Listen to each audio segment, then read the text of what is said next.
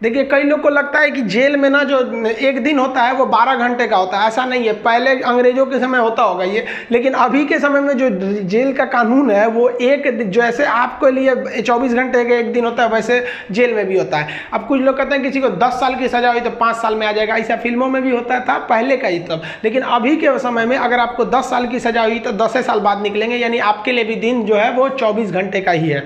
और दूसरा, कुछ लोग को लगता है कि उम्र कैद में आदमी 14 साल में छूट जाता है। देखिए, उम्र कैद का मतलब होता है कि आपको जिंदगी भर जेल रहना, आजीवन कारावास रहना है। ये 14 साल की बात क्या है कि जज ने अगर आपको सुना दिया कि आपको उम्र कैद की सजा है, तो संविधान में लिखा गया है कि अनुच्छेद 72 के तहत तथा अनुच्छेद 161 के तहत, अनुच्छेद 72 के तहत राष्ट्रपति और 161 के तहत राज्यपाल आपकी सजा को माफ कर सकते हैं। तो ये जो 14 साल का थ्रेशोल्ड बनाया गया है कि राज्यपाल और राष्ट्रपति जो है ये उम्र कैद को 14 साल से पहले नहीं माफ कर सकते हैं। तो बहुत से ऐसे लोग होते हैं जो 14 साल जेल बिता देते हैं ना, तो ऐसा कहा जाता है कि 14 साल तक किसी को समाज से अलग कर दीजिएगा तो नॉर्मल व्यक्ति जो छोटा मोटा गुंडा है उसका बाकी सबसे संपर्क टूट जाता है तो उसे माफ कर दिया जाता है। तो जनरली 14 साल में छूट जाते हैं। वो छूटते नहीं है, बल्कि राष्ट्रपति या राज्यपाल माफ कर देते हैं कि चलो यार गलती। बहुत बार तो अपराध आवेश में आके हो जाता है, लेकिन ऐसा नहीं है कि सबको छोड़ देता है। कुछ कुछ एकदम शातिर अपराधी होते हैं, उन्हें नहीं छोड़ा जाता है। तो ये 14 साल मिनिमम है कि आपको इतना रहना ही है, इसके बाद राष्ट्रपति या राज्यपाल माफ करेंगे तब समझिएगा।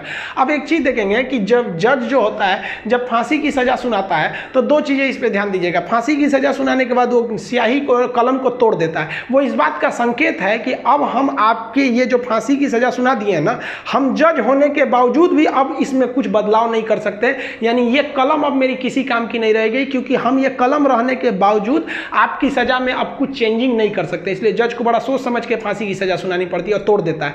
ये तोड़ने की प्रक्रिया एक संकेत है, ऐसा नहीं है कि उसमें तो दूसर कलम से नहीं लिख देगा। ये केवल एक दिखाने के लिए संकेत होता है। कैसे दुल्हा जाता है तो एक परछावना होता है उसका, वैसे एक तरह से समझिए। तो ये, और इस पे लिखा जाता है टू हैंग टिल डेथ, लटकाओ तब तक जब तक मर न जाए। क्योंकि इतिहास में एक बार घटना हुई थी, एक जज साहब ने फैसला सुना दिया था कि इस अपराधी को फांसी पर लटका दिया जाए। अब जब उसे लटकाया गया तो कहा जाता है कि वकील जो था वहां पे ऑब्जेक्शन कर दिया कि लटका दिए, अब हटा दीजिए, क्योंकि आपने ये कहा है कि लटकाया जाए तब तक जब तक ये मर न जाए। अब तो लटकाने का फैसला दिए थे, फांसी पर लटक गया, आप जल्दी उतारिए। इस तरह की कई सारे पहले के मिथ हैं। अब इसके 100% सत्यता की हम गारंटी नहीं लेते हैं, क्योंकि ऐसी कहानियां बहुत हैं। तो वो लिख देता है कि हैंग टिल डेथ, तब तक लटकाइए जब तक ससुरा मर नहीं जाता है। तो फांसी की जब सजा दी जाती है तो जल्लाद जब सजा दे देता है तो वहां एक मजिस्ट्रेट रहते हैं, एक डॉक्टर रहता है और जेल सुप्रिटेंडेंट रहता है। फांसी पे लटके ही रहिएगा, डॉक्टर चेक करेगा, ससुरा अभी बचल है, छोड़ दो, अभी 10 मिनट और छोड़ दो।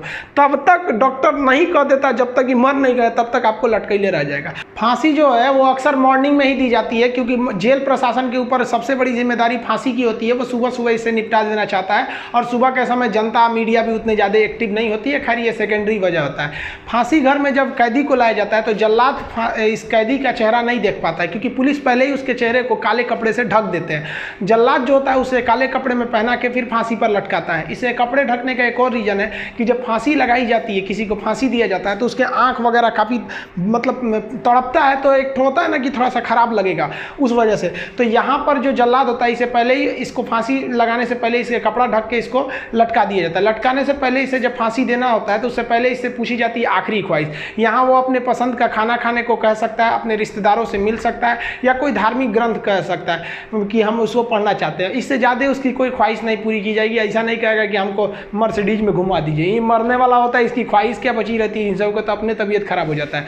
जब इसके कपड़े में जल्लाद जब फांसी देने जाता है तो इसके कान में कहता है कि मुझे तुम माफ़ करना, मतलब ये हमारी ये तो मजबूरी थी, भगवान के लिए मुझे माफ़ कर दो, या अल्लाह के लिए मुझे माफ़ कर दो, तुम्हें अपने भगवान का वास्ता, जिस धर्म का ये अपराधी है। क्योंकि भाई इसमें कैद ये जो जल्लाद का, इसका क्या दिक्कत है? इसको तो जज ने जो आदेश दिया वो इसको पालन करना है। फांसी के बाद इसके जो बॉडी होती है वो पोस्टमार्टम के लिए भेज दिया जाता है, फिर घर वालों को दे दिया जाता है। आप जिस धर्म के हैं उस धर्म के हिसाब से इनका अंतिम संस्कार आप कर लीजिए। आई होप आप जेल मेन्यू समझ गए होंगे। नेक्स्ट